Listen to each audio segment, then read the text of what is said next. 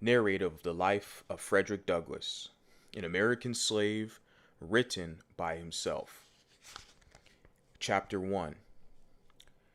I was born in Tuckahoe near Hillsborough and about 12 miles from Easton in Talbot County, Maryland. I have no accurate knowledge of my age, never having seen any authentic record containing it. By far the larger part of the slaves know as little of their ages as horses know of theirs, and it is the wish of most masters within my knowledge to keep their slaves thus ignorant. I do not remember to have ever met a slave who could tell of his birthday. They seldom come nearer to it than planting time, harvest time, cherry time, springtime, or fall time.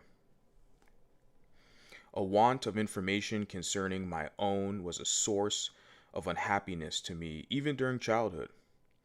The white children could tell their ages. I could not tell why I ought to be deprived of the same privilege.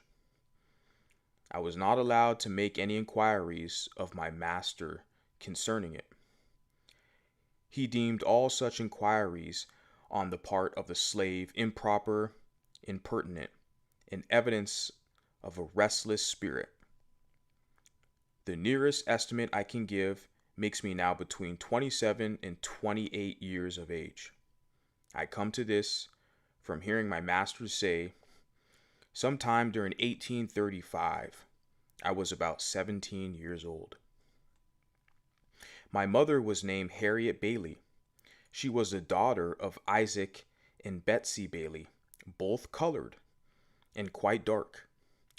My mother was of a darker complexion than either my grandmother and grandfather. My father was a white man.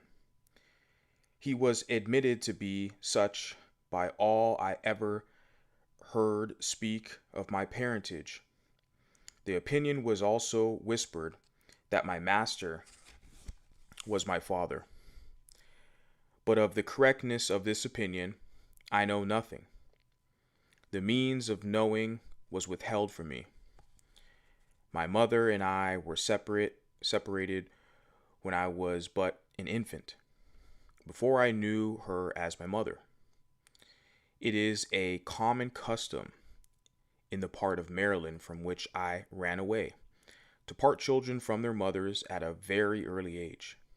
Frequently, before the child has reached its 12th month, its mother is taken from it and hired out on some farm a considerable distance off, and the child is placed under the care of an old woman, too old for field labor.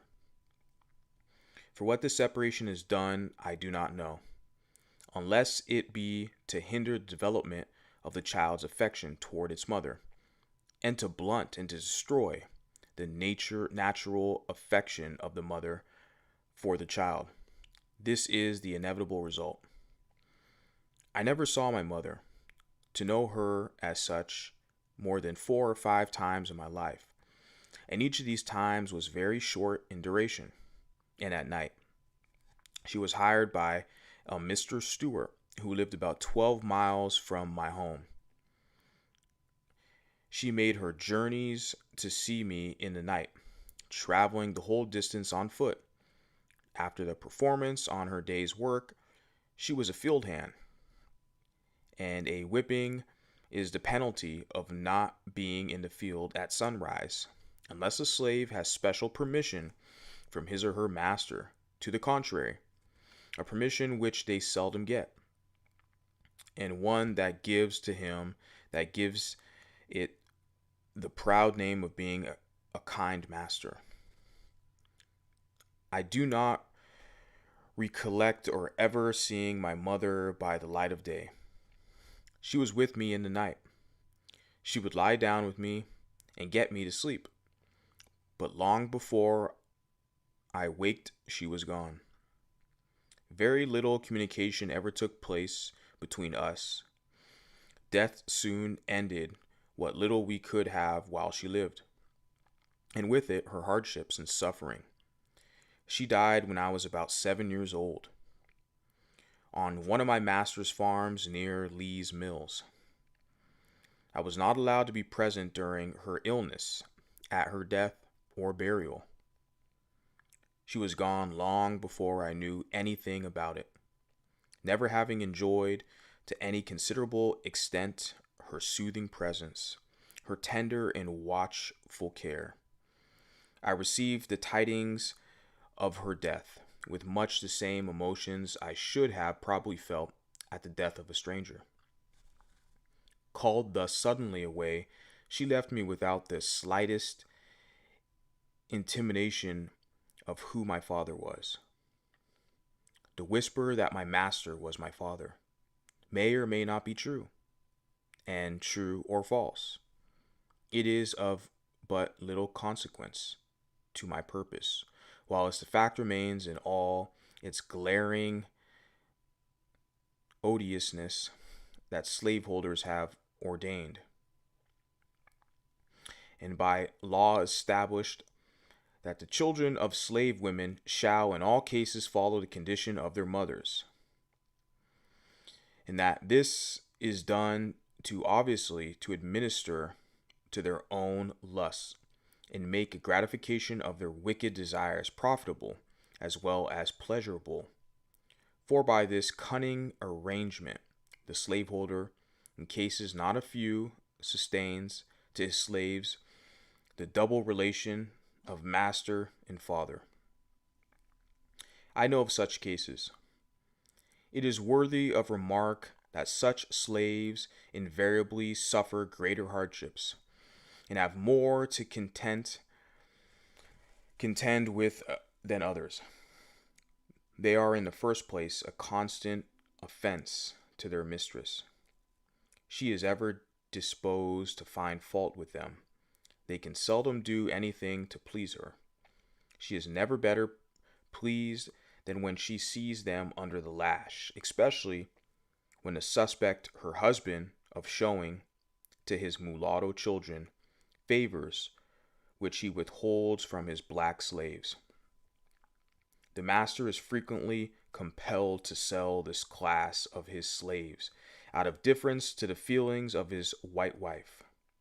And cruel as the deed may strike any one to be, for a man to sell his own children to human flesh mongers, it is often the decadent of humanity for him to do so.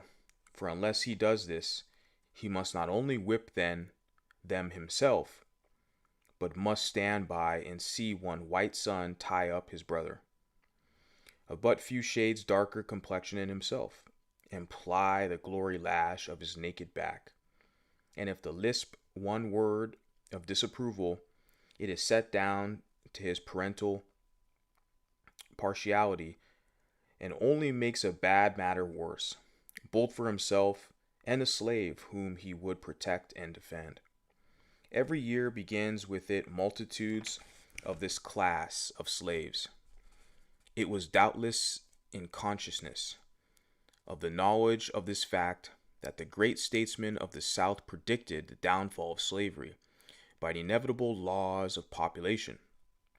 Whether this prophecy is ever fulfilled or not, it is nevertheless plain that a very different looking class of people are springing up at the South, and are now held in slavery, from those originally brought to this country from Africa, and if their increase will do other good, it will do away with the force of the arrangement that God cursed Ham, and therefore American slavery is right.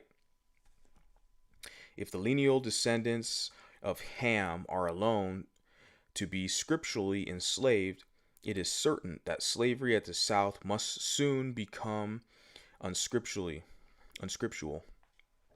for thousands are usured into the world annually who, like myself, owe their existence to white fathers, and those fathers most frequently their own masters. I have had two masters. My first master's name was Anthony. I do not remember his first name.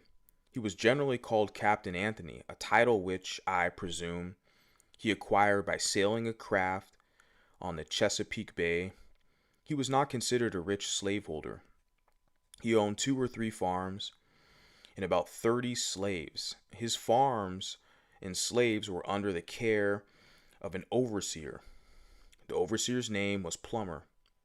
Mr. Plummer was a miserable drunkard, a profane swearer, and a savage monster. He always went armed with a cowskin and a heavy cudgel.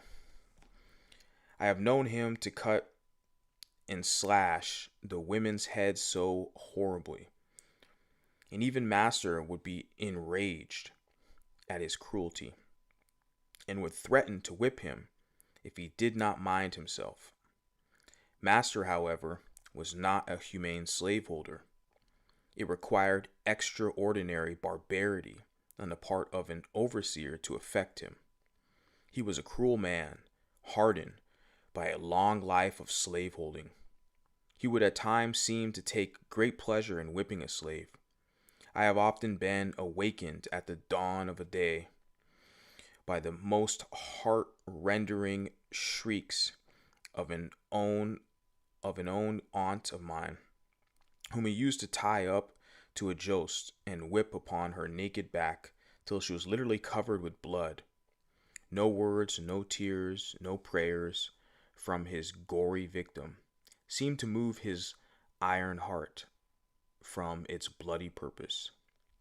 The louder she screamed, the harder he whipped, and where the blood ran fastest, there he whipped longest.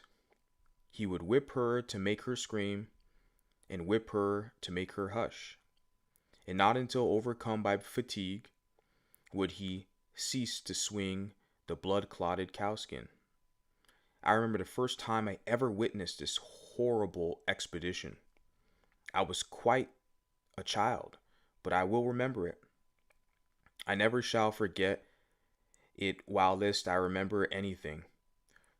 It was the first of a long series of such outrages of which I was doomed to be a witness and a participant. It struck me with awful force. It was the blood-stained gate, the entrance to the hell of slavery, through which I was about to pass. It was a most terrible spectacle. I wish I could commit to paper the feelings with which I beheld it. This occurrence took place very soon after I went to live with my older master, and under the following circumstances. Aunt Hester went out one night, or for what I do not know, and happened to be absent when my master desired her presence. He had ordered her to not go out evenings, and warned her that she must never let him catch her in company with a young man who was paying attention to her belonging to Colonel Lloyd. The young man's name was Ned Roberts, generally called Lloyd's Ned. Why Master was so careful of her may be safely led to conjecture. She was a woman of noble form and of graceful proportions, having very few equals and fewer superiors in personal appearance among the colored and white women of our neighborhood. Aunt Hester had not only disobeyed his orders in going out, but had even found in company with Lloyd's Ned, which circumstance I found from what he said while whipping her was the chief offense. Had he been a man of pure morals himself, he might have been thought interested in protecting the innocence of my aunt, but those who knew him will not suspect him of any such virtue. Before he commenced whipping Aunt Hester, he took her into the kitchen and stripped her from neck to waist, leaving her neck, shoulders, and back entirely naked, and then told her to cross her hands, calling her at the same time a DDB. After crossing her hands, he tied them with the strong rope and led her to a stool under a large hook in the joist, put in for the purpose. He made her get upon the stool and tied her hands to the hook. She now stood fair for his infernal purpose. Her arms were stretched up at their full length, so that she stood upon the ends of her toes. He then said to her, "Now, you DDBH, I'll learn you how to disobey my orders." And after rolling up his sleeves, he commenced to lay on the heavy cowskin, and soon the warm, red blood, amid heart-rending shrieks from her and horrid oaths from him, came dripping to the floor. I was so terrified and horror-stricken at the sight that I hid myself in a closet and dared not venture out till long after the bloody transaction was over. I experienced it would be my turn next. It was all new to me. I had never seen anything like it before.